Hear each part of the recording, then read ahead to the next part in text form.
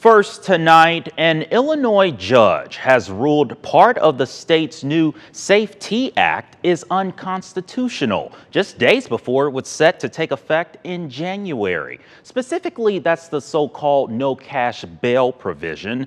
News 8's Josh Lamberty explains how two states' attorneys' offices are moving forward and why there's still plenty of confusion. It's first tonight at 5. The Safety Act, a controversial and much debated new Illinois law over the last year. The Safety Act itself encompasses, I think, changes to 170, 200 different laws and creating new laws. Among them, establishes new rules for bail. That's now on pause. Kind of. We think the effect, at least in the short term, is that the pretrial release provisions, no cash bail, will not go into effect on January 1st. For those counties that were part of the suit. Chris Allendorf is the state's attorney for Joe Daviess County, which is one of the more than 60 counties named in this lawsuit. I was pleased with the judge's opinion. I thought it was consistent with what our understanding was of the case law on these topics. We're in a somewhat of a limbo period. Jeremy Carlin is the state's attorney in Knox County.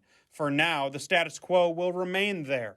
But it's not clear if that's the case for the more than 30 counties not part of this lawsuit. That just sounds like chaos to me, but that's entirely up to the Supreme Court. I wanted whatever decision that was going to come down from a court, I wanted it to apply to my county. So now it's a waiting game. It's complicated and it's nuanced. I think the trial court's decision was right, but once it goes higher than that, all bets are off. The only thing left is more debate. The Pritzker administration is already planning its appeal. Carlin says the state Supreme Court has three options. It can find the law constitutional and overturn the trial court. It can agree with the ruling, but make a different ruling about bail issues, or it could find the law unconstitutional altogether and force the legislature back to the drawing board.